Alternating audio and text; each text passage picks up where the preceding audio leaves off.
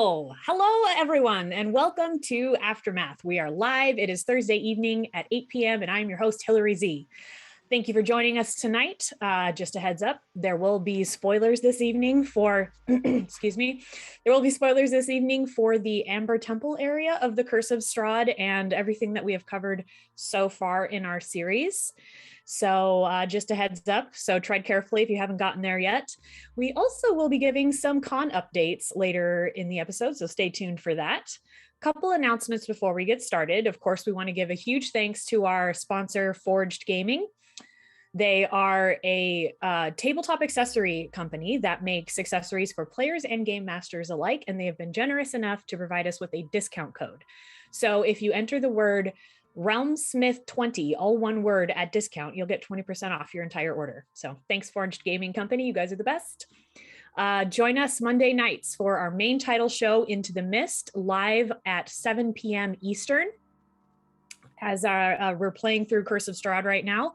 Last time, the Dawnbringers pushed through the Salenka Pass while battling mongrel folk and trying to avoid being a snack for a hungry rock. Finally arrived at the Amber Temple, they encountered mysterious figures clad in white. Some alliances shifted, some revelations happened, many interesting things occurred. So check it out if you've missed the last episode. If you want to show your love for Realmsmith and help us support everything we do, consider joining our Patreon, which will give you access to the role-playing portion of our Discord server. It's a lot of fun. There's people from all kinds of time zones running all sorts of levels of adventures. There's characters from level 3 to level, 16 at this point, I think. It's a lot of fun. If you just can't get enough D&D, if you want to run more games, or if you just want a community of people to nerd out about D&D with, come check it out. It's a lot of fun. And we thank you from the bottom of our hearts. Every little bit counts. Speaking of the Discord, we did just release one of our most recent modules, which I'm super excited about. It is Chapter 2 of our Vengeance trilogy, where we have been delving into more of the lore surrounding Bloodmuzzle. And if you know, you know. Let's see here. Champions of the Realm is getting closer and closer. As we near production, we are revealing who our combatants will be. We previously announced that Matthew Lillard will be playing his own iconic character, Beetle, and Nora Ibrahim will be joining us as our very own beloved Esmeralda. I'm not going to try to say her last name because I'll probably say it wrong, but most recently, we were able to announce that Omega Jones will be joining the cast as Human. And we'll give you some more details on that coming up. So stay tuned to find out more about our star-studded lineup. Continuing con season, we have some announcements about Gamehole Con. Tabletop gamers from around the country gather each autumn in Madison, Wisconsin for this carnival of gaming. It will run from October 21st to the 24th. And to tell us more about that, I'd like to invite our guest, Jason Azevedo. Hello, Jason. Jason? I was talking to CB in Discord. Apologize that I didn't ask him to be on tonight. But I'm here. Hello, welcome. Hello. So, what can you tell us about Gamehole Con? Man, what can I tell you about Gamehole? It's a great show. It's one of those shows that a lot of people in the industry say that it's like one they don't miss and they try and beat at. It's kind of Gary Con-esque in nature in the sense that it's intimate and small, and you have really close proximity to all the people that you love to watch and all of the content creators in the D&D universe. And so it's great. It's a lot of fun. What I can tell you at this point is that I will be there, and we are going to be doing some streaming. Stay tuned for some updates. That's the first time anybody's heard that, actually. But we're going to be doing some streaming with some friends. And so stay tuned. This week, probably, we're going to be releasing a schedule of what that looks like. And it's a lot of fun and very excited about it. Very excited. And what channels will that be streaming to? I can't say yet, but definitely Realmsmith. So it will be streaming from Gamehole Con to Realmsmith for part of Gamehole, and I can't tell you what part. But yeah, just stay tuned for a schedule, and you'll be able to kind of follow along and figure that out. It's going to be great. Awesome. That's very exciting. Can't wait to see what you guys have coming up. So yeah, stay tuned October 21st through 24th to see what kind of content Realmsmith's got going on with Gamehole Con. It's going to be awesome. All right. With that, I think that concludes our announcements. So, as usual, if you're watching live and you have a question for Jason, please put it into the chat, prefaced by the word question in all caps, and we will be able to take those and make it so that we can find them and I can answer your questions. We'll try to get through as many as we can. All right. So, Jason. Yes. We talked a little bit about Champions of the Realm. Mm-hmm. We've talked briefly about it in the last couple episodes. Is there any updates you can give us on where we're at with that? Man, there are so many updates I want to give you, but there are only a handful of updates that I can give you.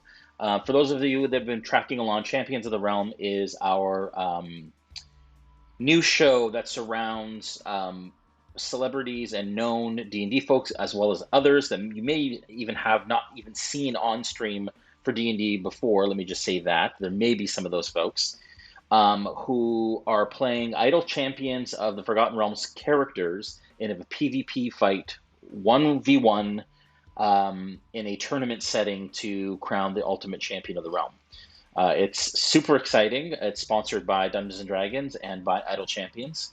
So it is official D&D content, featuring a lot of fun characters, as we've mentioned already. Matt Lillard's playing Beetle, Nora's playing Esmeralda, and then, of course, Critical Bard Omega Jones is playing Human. Human is spelled Hewmaan, and it is literally 3 kobolds in a trench coat. And as soon as I said CB some options, and he chose that, I knew he would, and he's very, very excited about that. So it's going to be a blast. Stay tuned. If you want to sign up for updates, go to championsoftherealm.com. We just finished a redesign of the logo. So that is going to be released very, very soon. And that is just part of our kind of pre-production process. And what I can say is that the show, as it stands, unless the world explodes and things go an unfortunate direction, we will be filming all of the bouts live. And what I mean by live, it's pre-recorded, so it's a pre-recorded, pre-produced show that we're then going to edit into small half-hour episodes. It'll be I can say it'll be 7 episodes long, and it's an 8-person tournament. These are all details actually that we're hearing for the first time tonight. A lot of these details, but we have worked it out so that we could potentially film this live. So it's going to be huge. It's going to be awesome. It's going to be something, I think, for Realmsmith. You know, we've always kind of been told by Dungeons and Dragons and by people who kind of follow us is they love our production value. What we kind of bring to the visuals of the show is kind of where we excel, and we're pushing that to the nth degree. We have a lot of talented people on our team and friends who surround us, and at the table, of course, Joel with his amazing video skills and production skills, and of course musical skills. He already wrote the theme song, which is unreal, and currently he is 3D modeling the logo to create a 3D stinger. Anyways, so we're super excited. Cool. We're sorting out all the final details. Lots to come. But it's going to be a show like you've never seen in the D&D world, I think. It's quite unique concept. It's quite unique content. And, you know, we do, sorry. I don't know. We do run a 3-hour live stream like everyone kind of in the D&D world does. But you know, everyone kind of does that. And so we're looking at fun, creative ways to offer new, exciting content in formats or themes that have not necessarily been done too much before or at all. So, you know, this is only the first of many ideas that we have brewing right now, which is coming to fruition, and it's super exciting, and I'm over the moon and I can't wait. Can we give the folks like a ballpark figure of when they might start seeing this content be released? Or is it too soon to know that? It's too soon to say that, just because we haven't locked down filming times and such.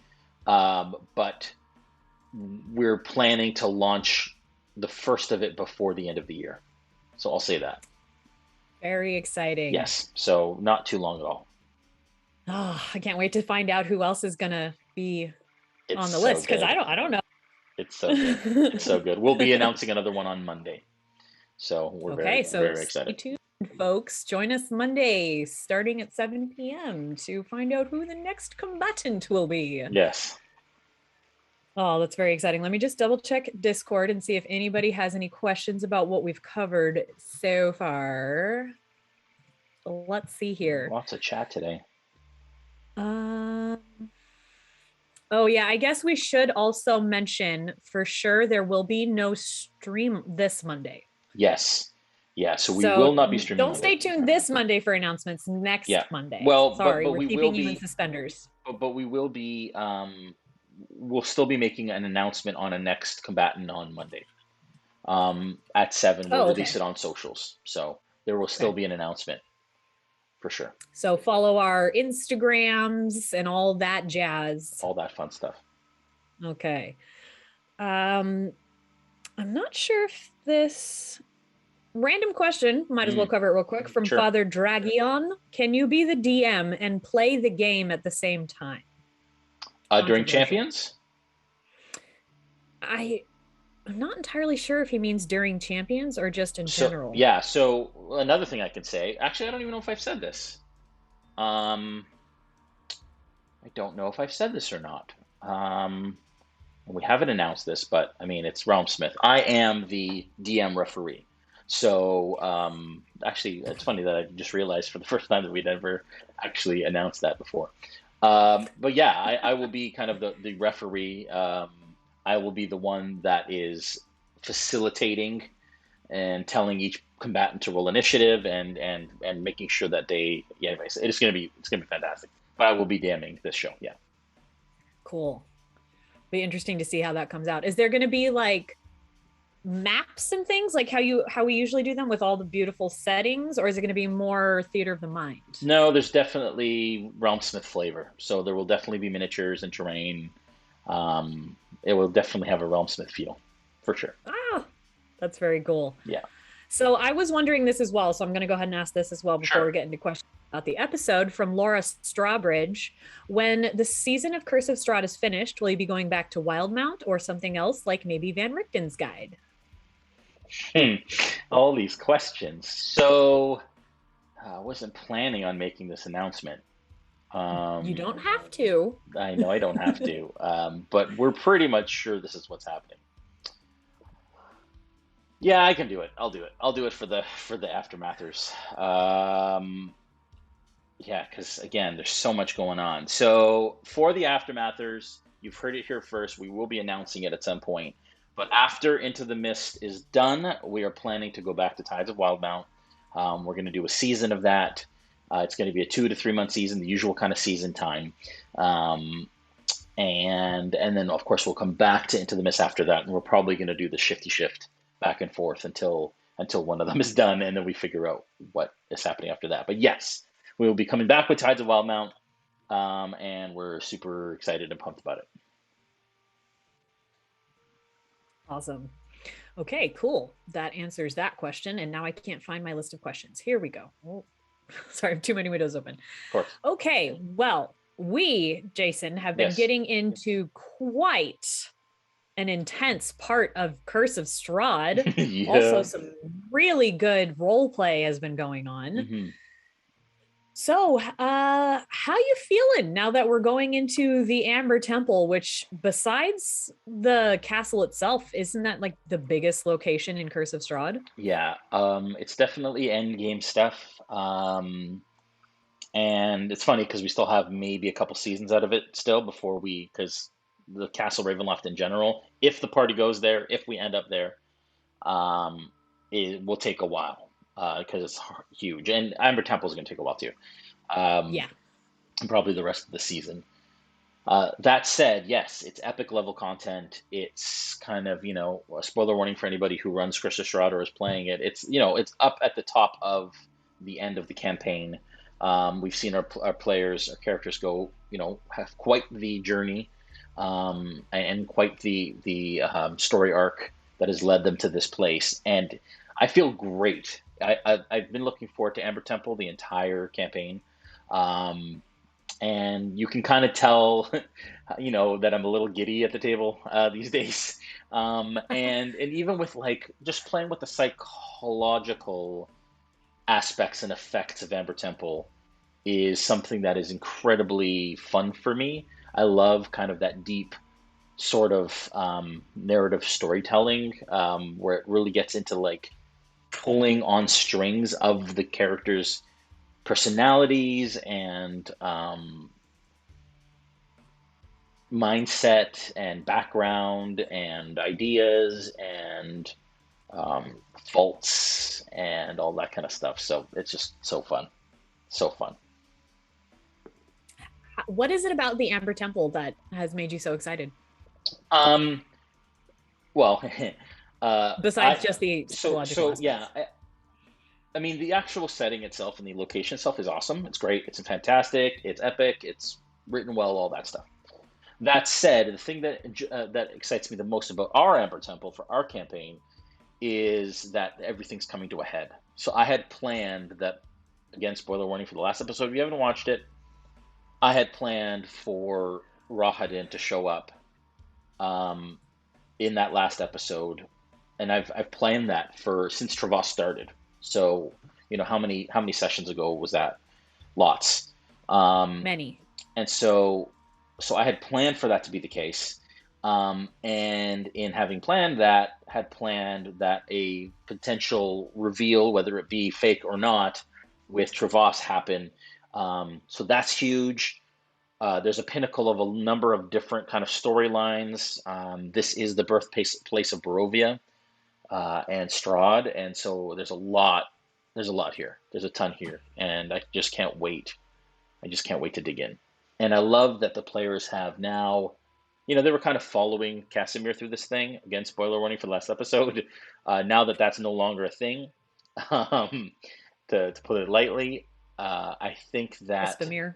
yeah, I think it's great that that now the players are actually now they found focus and they found a reason to be there, and now they're on their own kind of path with the Amber Temple with it, which I think is incredibly important. So that's incredibly exciting for me. Yeah. A question from Laura Strawbridge. How in depth was Travas's father/background story planned out? Did you come up with it on your own, or was it Dave, or was it a collaboration? So that's what I love about my players is they just kind of loosely give me a backstory and then trust me to tie whatever in that I can. Um, So, and it's happened many times right so far in Curse of Strahd in our campaign. Sterling seeing his father again last episode. Again, lots of spoilers for last episode, Oh but Sterling man. seeing his dad and having that dream. Um, Omega and the whole tie. Noggins and the whole tie to his real self and the Oh, that Feywild and was how so that all good. does and stitches together. That was totally up to me. Like I actually messaged Omega this past week, and I said, "Hey, there's going to be some things that I want to do here. Can you give me?" And he's like, "Dude, I trust you. Like, just do what you got to do. Take what you got to take. Reveal what you got to reveal." I was like, "Awesome." So really, all the major reveals, including Travas, including Falfer with the witch's curse and the hexblood thing, and all of that, has all been my players allowing me to develop. Now, again, it's all rooted in these incredible backstories that they've created. Um, you know, uh, Travas saying, "I don't know who my father is. I'm looking for my father. I know who my mother is. She lives in the village of Barovia." So that's a great canvas that I can paint a picture from. Um, and Sterling with the amalgam and his father and how he became a warforged, like so poetic and so incredible from a storytelling perspective, but it just allows me a jumping off point to be able to build on that throughout the whole thing. So all of that to say, I have a great players who trust me, sometimes for good or bad. Like Dave after is like, "Come on, dude, really? Of all the people that could have been my dad, that is the potential person," because he doesn't know for sure. He doesn't even know if it's his dad or not, because that's not part of his. He didn't write that story. So I think that that's And he rolled a also, nat one and then a two. yeah, Yeah, exactly, right? And so for me, speaking to dungeon masters out there and players, allow your dungeon master to run with that narrative. Allow your dungeon master to weave that story, because when it happens to you, like it did to Dave, and he missed it the first time. The whole party was like, Yeah. but he was busy rolling dice, and he was rolling a check I asked him to roll when I gave the reveal, and he was like, "What? No, what?"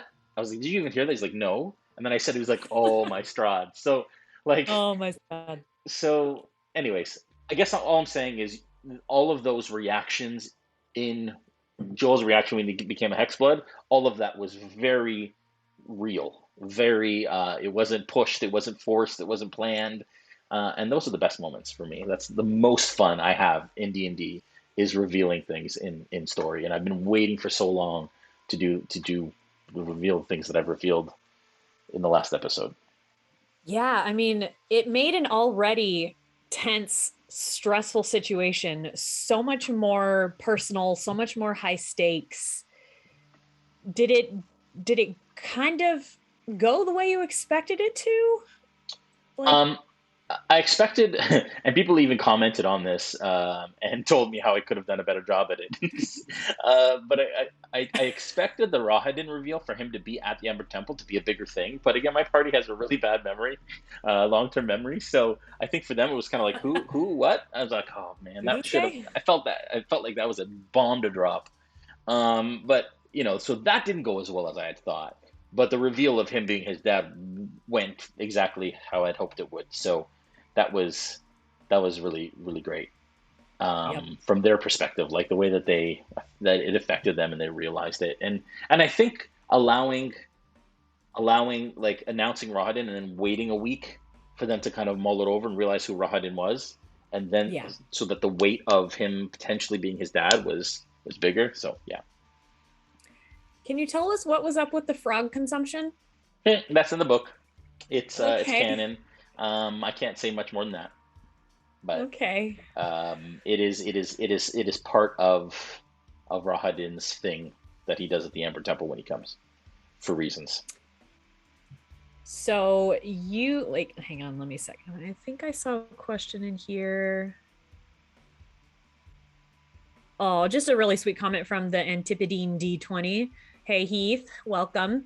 Jason is an awesome mix for a DM. He's loving when required, but evil when he needs to be. Kudos from down under. Oh, thanks, buddy. And I was Um, gonna say, I think that that's a really good testament of a good DM is taking the little bits that your party gives you and then figuring out how to work that into the content. I yeah, love how you do that. thank you, and I think it's important. I think it's important to. I mean, Matt Lillard said it best when he said D&D is best when there's blood in the water. Yeah. D&D is best when there's high stakes, when Muskoka, what happened to Muskoka happened to Muskoka, when Oh, the players' backs are against the wall like they were last episode. They didn't know if they were going to make it. They said they were more afraid during the Babala Saga fight than they were last episode, but it was still like three of them were down. They kept getting back up, kept going back down. Um, yeah. and so for me, um, I think it's important to have high stakes, and I think that creating those moments provide opportunity for greater moments. And if I hadn't of really went, and again feel like, oh man, like Dave was like, oh, how could you make him the worst guy in Barovia next to Strahd, my potential dad. And I was like, just imagine when they meet again, right? Like imagine the immensity of how that would. Oh yeah, sure. Your dad's just a guy from Valaki who, you know, is a fisherman. Like that doesn't have the same opportunity for epic storytelling narrative that this does. And so that's kind of, again, you have to be tough on your players to then be kind enough to allow them huge heroic moments later. And Yeah. there's a balance there. Yeah, it's like in a video game where you hit a level that's just super frustrating, but then when you finally get it done and get the achievement, it's so satisfying and you Hmm. remember that. Hmm. You don't remember all the ones that were easy. Yep. Yep. And it's funny because, you know, I purposely made, going back to Valaki fairly easy because it's always great in a video game when you come back to your starting spawn area or the where the story started and you're Yes. super powerful and everybody's like, "Oh my Uh-huh. gosh, you're so powerful." Like that hero's journey should have that ability to kind of look back over your shoulder and realize, "Holy crap, like look how far we've come." So, Yep, totally. Let's see here. We've got a comment from Grenadier Chief. Welcome, Grenadier Chief. I saw that you just joined the Discord. Happy to have hey, you. welcome. He says, "Hi, team. Love the comment. Thanks for keeping me company while in lockdown. Thanks for keeping us company too, man." That's great. Oh, question from. Okay, I saw this question, but I didn't see who it was from. Question from Critical Bard. I see it. Hey, Omega. Is Noggins allowed to push Travas off a cliff yet? Just curious. I will tell Omega the same thing I tell every player, which is you can do whatever you like. You can But certainly there try. are consequences to your actions. And doing something like that, there may be consequences from the rest of the party. I mean, you look at how, and another thing that really happened last episode, which, Travas has always kind of been the black sheep of the party thus far, and has always been kind of like the outcast a little bit. Yeah. But, Esmeralda put the whole party at risk to save him. Obviously having a much warmer place in her heart than she lets on for Travas. So, Definitely. but yes, Omega, you can absolutely try. Although now he knows Featherfall, so might not work the best. I actually thought it was really interesting how this has kind of almost become a catalyst for bringing Travas and Noggins into the party a little bit more. Like, Yeah, because I know that since they joined, they've both been saying over and over again, "I'm not a Dawnbringer." yeah, But this, I feel like it's really brought the party together. Was yeah. that intentional on your part or just kind of a function of the situation? I think it's just a function of the narrative and the overarching goal. You know, it's always hard to find. It's always hard sometimes for characters to find like a unifying goal, and a reason, especially like characters who are so very different in the way that they approach things. Yeah. Um, so I'm glad that the party's been able to do that, and it's brought them together. And even the moment last episode where Noggins was like, "Well, maybe we need a new name that like includes all of us." Everybody's like, "Nah," like, it actually shocked me a bit, right? It was like, no, they're not quite ready yet, and that's okay too. They're obviously part of the group, but it didn't lead to like, yeah, oh Noggins, you can be a Dawnbringer, or Travas, you can be a Dawnbringer. It was very natural. It was like, well, this is why we're called the Dawnbringers, and it didn't go anywhere. I was like, oh. And it was kind of like a kind of a shocking thing for me, that they didn't kind of like push that narrative a bit further and make that happen. But it'll happen, I'm sure. And if it doesn't, it doesn't. I love that. I love not knowing what the characters will do in a given situation. So Yep. Agreed. Not knowing is fun in D&D. yeah, yeah, I'm curious, how do you as a DM prepare such an enormous location that essentially they could take a left turn and go anywhere yeah, in a session? How do yeah, you prepare all that? yeah. Oh man. So for Amber Temple, for a building like that, I've done it on stream before. I've explained it. I've done it in the How to DM sessions on our Patreon. I use Trello, which is like a task management system, and I have a horrible memory. You can ask Mel, who's behind me. You can ask lots of people. I have a hard time remembering stuff. And recalling short-term memory things. So I have to have it in front of me. I'm not the type of DM necessarily that can pull information, especially about rooms and monsters and stats. I'm horrible that way. Um, you just saw her sneak by and crouched over it. No, it's all good. No, actually, Uh, we didn't see her. She oh, you was did? just out I of saw frame. the yellow sweater just go over. Anyways, She successfully rolled on her stealth check. yeah, she did. She did. But I saw her. But I'm the DM. I see it all. Oh, see, what did I say about memory, right?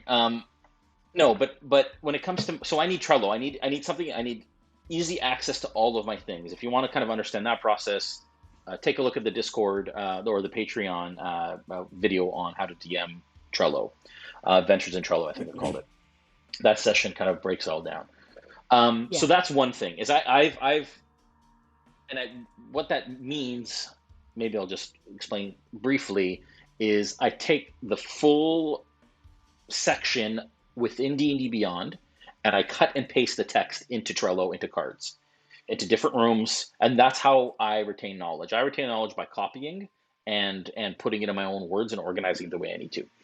So that's how I do it. And so I've prepared the whole thing, and then what I'll do is before the session, I'll just review all the areas. Like I was like, okay, I know they're not going to make it far out of that first temple area. I know they're going to see Rahadin. I know what Casimir is going to do. So I just need to review what the conversation was going to be and the stats from the things that were happening and that were attacking them within that room. So in the context of that room, I didn't even review the stuff outside because I figured, you know what, if they get there, I can look quickly, but I prepped the areas that, yeah.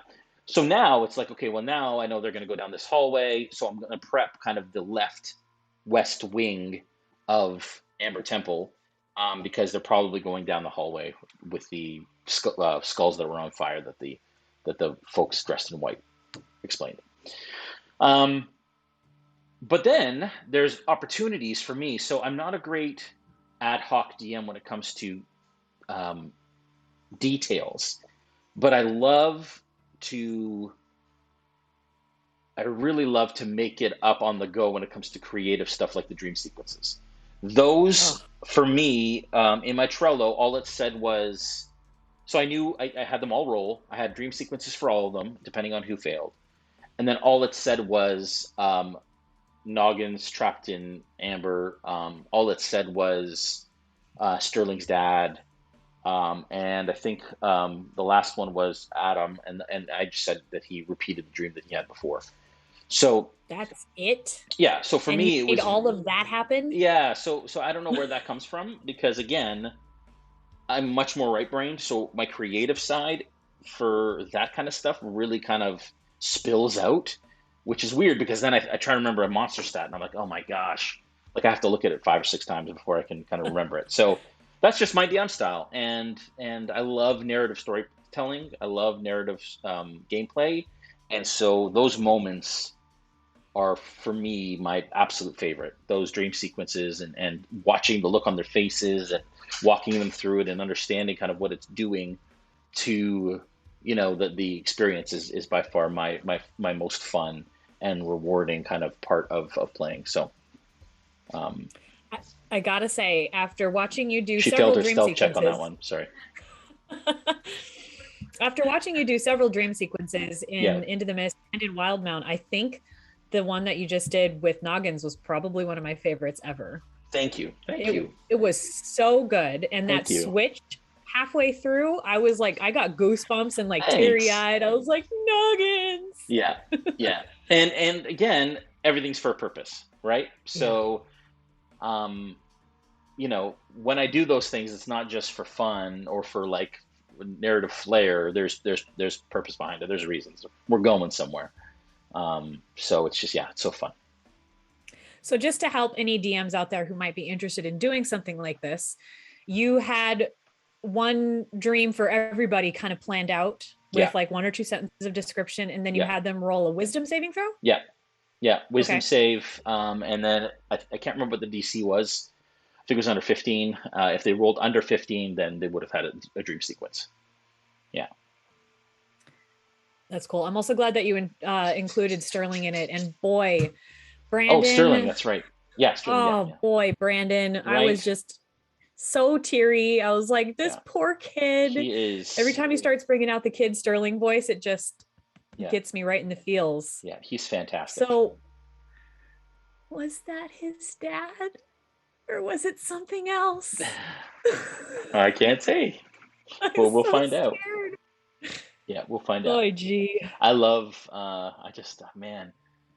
Yeah, creep factor for me is, it just comes naturally. I don't know if it's all the horror movies I watch with Mel. We watch a lot of them. But it comes real easy for me. You are good at the creepy J. Thank you. I don't know how to take that. However you want to. Alrighty, let's see here. I want to talk about a little bit about the moment with Noggins and Dimitri communing with Argynvost. Mm, Because that was super cool. A mm, really interesting mm. collaborative That's right. spell. Yep. The first time Dimitri's ever been able to communicate with Argynvost while conscious, and clearly not planned because you didn't know they were going to do that. So what was that like for you? It was so, that's one of those examples where Bruno's totally messing with his face. I'm a little worried for him. I hear him going, "Blah, blah, blah, blah, blah," as he scratches his face, and I'm worried because he's got his cone on. Anyways, I don't know if you guys can hear that, but Mm-mm. anyways, so that is one of those perfect examples of Mel's on it. That is one of those perfect examples of taking a rule and making a shift or a divergence from it for the sake of the story and for to give the party a win, right?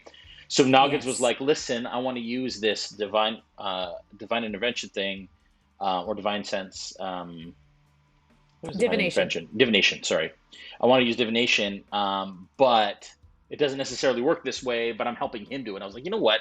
Absolutely, that's a win. Like 100%.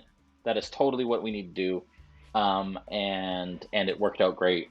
And it was a really great moment for Noggins and for Dimitri to share. Yeah. That was fantastic. And it was good for the party because it helps them get a really clear idea. Puppy!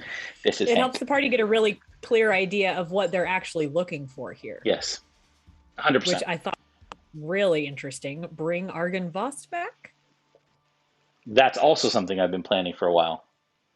Um, so yeah, we're gonna see how that goes. He's camera shy. He's a little Hank, say cutie. hi. Oh, what's this one's name? Hank? Hank. Hank Such a Harry cutie. Pitts. I'm curious about the Amber Temple because it does feel like things escalated quite quickly. Yeah. Like I feel like they've had some tough battles, Mm. like the Baba Yaga, but not Baba Yaga, Baba Baba Lai Saga. Saga. Yeah. Sorry, but this, I don't know. I guess maybe the party didn't feel that way because you said they were more scared in the other one, but that felt scary to me because they were going down quick, and it just seems like they couldn't even Yeah. figure out where the attacks were coming from. Yeah. Did you beef up the Amber Temple at all, or is Nope. this just how ruthless the Amber Temple is? No. And frankly, to be honest, and again, I'm pretty transparent when it comes to this kind of stuff. And sorry, I just saw somebody say something about inspiration. I got to remember inspiration because all the players should have gotten inspiration last episode, or a bunch of them should have, anyways, Oh yeah. for their role playing, for their option. Yeah. Anyways, in fact, just for that comment, I'm gonna give Noggins inspiration. CB, if you're still watching, Noggins has inspiration for that idea and for that moment. Can, And I'll give one to Sterling too. Um, but yeah, your question was, is this how ruthless the Amber Temple oh really yes, is? yes, yes, yes, not even more so. So I actually pulled it back. So I actually pulled it back a little bit because you're supposed to be, I think, 9th level going into Amber Temple. They're 8th. So I pulled it back a little bit, but I could have hurled a heck of a lot more at them. But they also aggroed a bunch. And this is an honest thing that I'll say that is in the book. CB, to cover your ears. And that is that as the book says very clearly that if Rahadin is in the temple, the others won't attack until he's gone. So it was that whole process and him leaving that triggered the rest of what happened. Yeah. So. Yeah, that was rough. Yeah. What's it like for you when they're like kind of stuck in a place and there's like 3 or 4 of them down and it's like they're starting to get worried, you're starting to get worried? How do you deal with that as a DM? Yeah, that's a great question. I mean, I trust my players enough that I know they're not going to take it on the chin. So, or they're not going to hold it against me. Like I know my players enough that, although there is some saltiness about a Muskoka, but and not I don't know necessarily what you're talking about. from the community too and so on. But again, like as a DM, you're trying to create drama and you're trying to create a sense of urgency and a sense of danger. And sometimes you can't control it. And for example, in the case of Muskoka, you know, I had him take that extra death save to gain some drama, right? And some danger. Like, you know, if you throw somebody down a pair of steps and they're unconscious and you can't see where they're going, there's a chance that that's going to happen. So, and it happened, and he lost the death save. But he had a whole other turn of people around it that could have healed him, that could have taken care of him. And I was like, yeah, he's fine. And then he rolls 2 death saves, and then this and that, and I was like, oh man. So that's one of those examples where it was kind of out of my hands. Um, and at any point, you can jump in as a DM. Um, and I've said this a million times, but I'll say it again. My job as a DM and the school that I'm from, as far as DMing goes, is it is not my responsibility to kill my party. It isn't me versus the party. It's me creating the most compelling story as possible. And if people die in the process because of their actions, because of whatever, then that's just part of the story. Um, so, and I also don't try and keep them alive necessarily. They have to heal each other. The damage is going to come if they make dumb decisions or you know, charge into battle or do things like this. There are consequences for those actions. They may get away with it. They may not. But in this case, it was. I told them actually, and I don't do this often, but before stream last week, I said, guys, this is the Amber Temple. They call it the party killer, the TPK machine. And so be smart, be conscious of your actions, be diligent with your rests and your healing. Just know you are stepping into danger zone. Sorry. So I'm excited about Top Gun 2. No more than 15 seconds. You're going to get his copyright right. Right. I don't know if is going to be flagged by YouTube, but you'd be surprised. Okay. So I digress. So yes. So in this case, it was I'm a mess. In this case, it was me showing them how dangerous Amber Temple was. Guys, this is the Amber Temple. They could have died. It could have been very easy for some of them to have died in that scenario. And, you know, sure, I could have thrown all of the Amber Temple at them and killed the whole party, and then what fun is that? Or I could have taken it completely easy on them and they would have marched through it, and how fun is that? I see you smirking right now because you probably saw a comment or something. I did. Yeah. So I honestly feel it went exactly how it should have gone. They could have died. There was danger there. They know the Amber Temple is dangerous. But I want to tell the rest of the story. So if they all die, that's not going to happen. And so, yeah, that's my whole thing. Yeah, I almost feel like CB having to walk away is like what saved them. Because obviously you're not going to like kill somebody's player or character when they have to walk away for a real reason.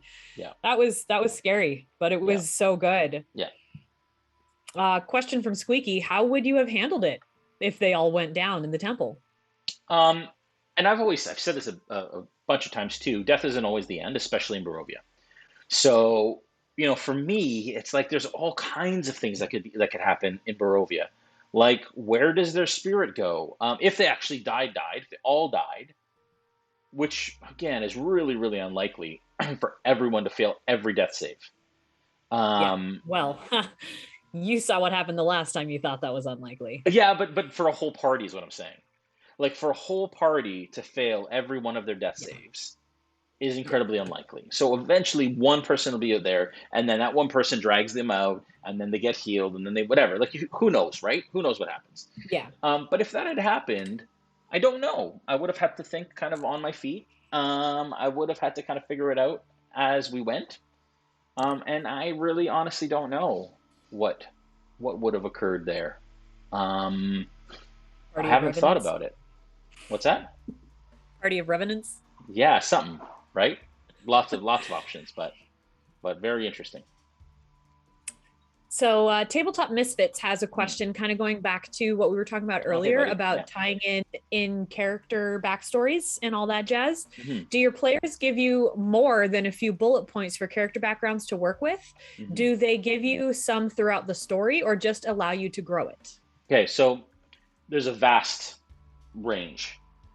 Brandon writes an entire, anthology of backstory, which is fantastic. Yeah. And there's other players who don't write anything and don't necessarily have a backstory. Like Falfer, I kind of know a bit about, but there isn't like a deep storied backstory, and we kind of build it as we go. And I think that's fine. And I work with Yeah. whichever one.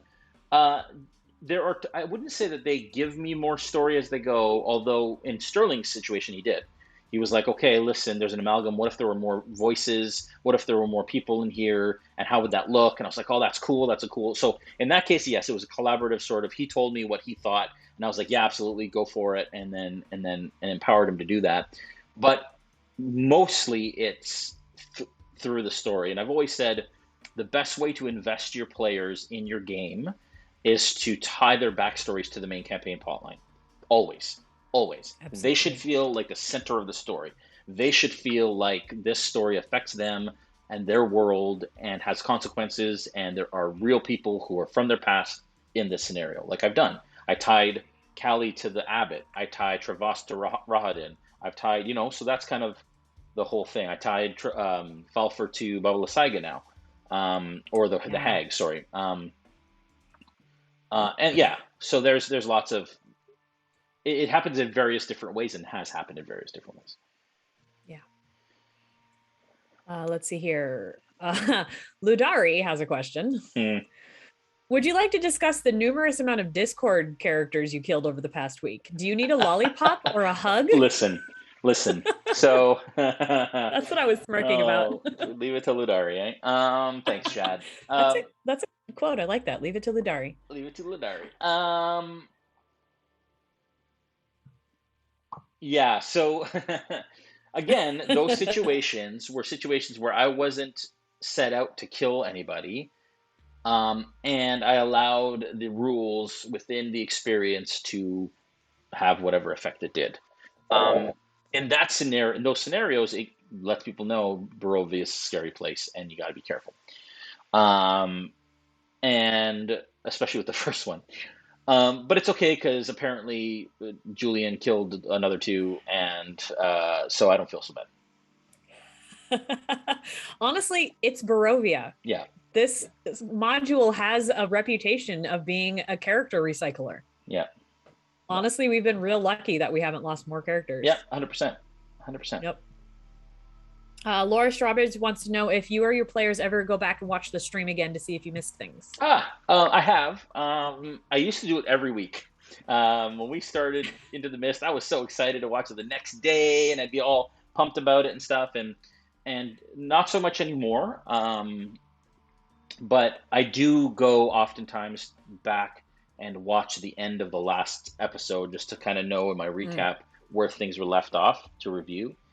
Yeah. But sometimes I go back and watch it, sometimes I don't. But I know some of the players do. Oh, cool. Yeah. Joker JP wants to know what happened to the people in the white cloaks. I can't tell you that. Yeah, all I know from watching the stream is they were in a room. Yeah. Somebody came back and looked in that room. Yeah. For them, and they were no longer there. Yeah. Falfer turned around, came back, said they're gone. I know where they went, and those from the Discord may recognize those, and probably did right away when I kind of introduced and explained them. But that is one of those ways that the Discord and the narrative and the campaign kind of tie in and share narrative. So it's very exciting. Yeah, actually, the bad guys that Jace or I don't know, a lot of them. Some of them come out on the Discord before they come out on stream. So it's great. Kind of fun. Yeah, it's a lot of fun. And And every once in a while we get to, maybe see a cast member or two, which is a lot of fun. Yeah, it's great. Let's see here. Question from Squeaky. You said that the season needs to be extended into November, possibly. So when do you expect the season to end and switch to our next location for this season? Late to early November Okay. is the plan. I'm to say kind of playing it by ear. Yes, we have to. Amber Temple is vast and slow. Obviously, it's been a slog thus far. So we'll see what happens. Yeah. But we need to move into Wildmount. There's reasons, and we're all prepping. There's a lot of work that is required, especially now with the Discord and all the guides and all that stuff and modules that the Smith Guardians do to make that shift. So when that shift happens, I just ask that everyone from the Discord please be patient with us as we make that massive shift. What I can say is we're trying to, as much as possible, allow as little downtime as possible on the Discord from a role play kind of experience. So Yeah. It's impossible to avoid all of it, but yeah, we will get it down to as little as possible. yeah. Let's see here. Oh, interesting. Roman Wolf. Was it Strahd intercepting divination, or was it in fact Argynvost? That is always the Evil question, laughter. isn't it? I think that's the most answer you're going to get, Roman Wolf. Sorry, Yeah. bud. Does everyone other than Dave have a backup character ready to go? I don't think so. I know some of them have other characters they're interested in playing. I don't know if anybody has an actual one created. I think Brandon has a character maybe created. But I think it's on purpose so that they don't disconnect from the current character, right? Like the fear, like if you've got a life jacket, the fear of drowning is a lot, you know what I mean? To use, but that's kind of the idea is like if you have something that you can fall back on, it's not as meaningful. So I know Yeah. I've heard them say that before. I personally, when I play games, don't really like to prep characters ahead of time. Yeah. I've always got character ideas brewing in the back of Sure, my head, sure, but sure. I feel like in order to stay properly emotionally invested in the one you're playing, you Hmm. need to focus on that one. Hmm. Agreed. Oh, we're getting to the end of our questions here. Hmm. Kimberly Wallace wants to know if Julian will be playing hashtag Raha Dad when they actually battle him. Yeah.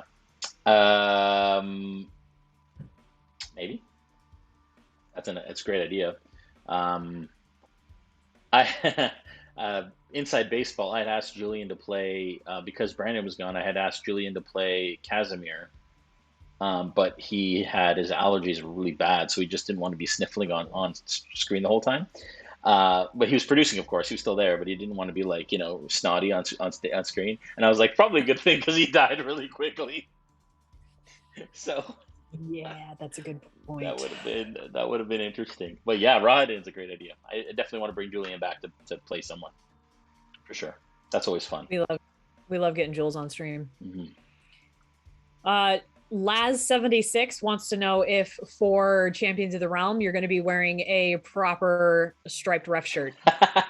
No, not necessarily. I don't. Maybe Oh, actually, that's not a bad idea. Let me just say for this, the aesthetic is going to be different than most of what you've seen for D&D before. Like because it's kind of a UFC pit fight sort of combat sport sort of thing. The yeah, the visuals of that are actually quite different than that. Oh, you know what? Oh, I want to show the logo. Can I show the logo? can you? Can I do that? I'm gonna do it. I'm just gonna do it because You're not going to get in trouble from your I'm allowed to partners? make those. I'm allowed to make those decisions. Um, I am gonna show it. I am. I'm gonna show it. And yeah, I'm just gonna do it because why not? But the official kind of where is that? Hang on one sec. The official kind of reveal will be coming will be coming later. Where is it? I have it somewhere. 1 second, please. See, this is why it's good to tune in on Thursday nights, folks. You might be the first ones to hear about some rather fun things. Yeah, Maybe see some rather fun things. I think I can show you guys this. We are going to do a massive release of this and with like an animation, but I will show you guys because you asked. It just makes sense. Okay, so let me see if I can talk amongst yourselves. Yourselves It's being just you. Me, Jay. What am I supposed to do with that? Okay, I'm gonna drop this in. I don't know if it's gonna. Oh, it's right there. Oh dear, too big. It's real big. Too big. How do I? Here we go. Here we go. It's gonna be great. All right. So this is the Champions in the Realm logo. Oh, nice. It's very UFC. Yes, it's very kind of combat sporty. It's gonna be it's gonna be great. That's kind of the aesthetic. It's still fantasy, but very clean, kind of a design style. That was designed by Kevin Panvilio, actually, who, okay, that's all you get. That was designed by Kevin Panvilio, who is going to be the editor on our show. He's a superstar editor designer, and he also played Rise Dwarf on Order of Dragon's Bane for a couple episodes way back when we were still, the Invisible Bridge was all his fault because he kept crossing it. If you've ever heard of the big Invisible Bridge episode from Order of Dragon's Bane, that was all him. And his fault. Heard rumors. Kevin from Dragon's Bane and Podium just said yes. Kevin from Dragon's Bane. That's so but funny. So fun. Okay, I'm gonna ask one more question. Yes. And then we got to wrap it up for the night. We do. Question from Carrie M, because I was curious about this as well. How much did you enjoy that truth conversation? That was so cool. So good. I mean, I loved that. At first I was like, isn't this a bit of a weird conversation to be having in a very dangerous place when you almost just died? But that's D&D. But it's D&D, and I loved it. It was fantastic. It was incredible. It was timely. It was like that kind of stuff. I just love to sit back and listen.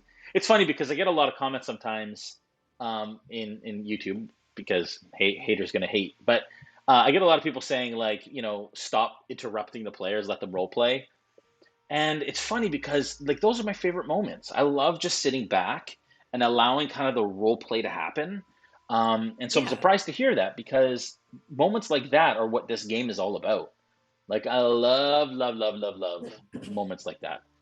That's what I live for. I also don't feel like you interrupt the role play that much, but I'm just gonna. People can have their own. Yeah, opinions. It was totally Goonies, Kimberly says. That's funny.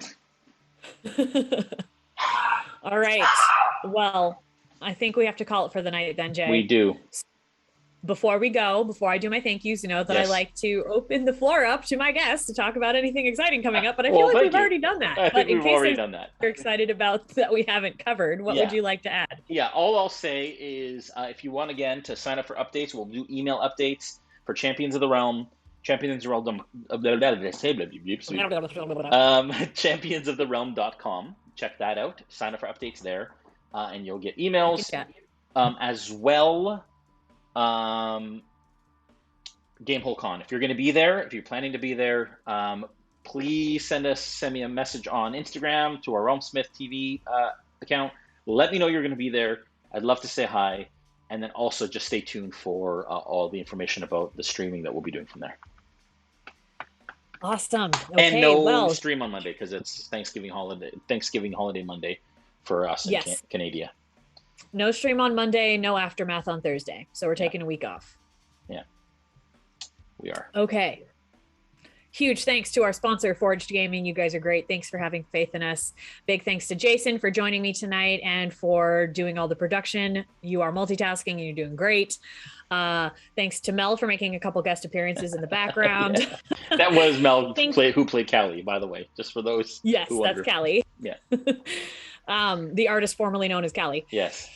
Thank you to the Realm Watchers, the Technomancers, and the Tale Weavers. You guys add so much value to what we do, and we could not thank you enough. Thank you to my fellow moderators, the Smith Guardians. You guys are the heroes, and I'm just so happy to be a part of the team. And of course, to each and every single one of our viewers, thank you so much for joining us on Monday nights and Thursday nights and all the other random times and 24 hours on Discord. We love you guys, and we will see you Monday as we venture back into the mists. Bye. Hi, everyone. You wave.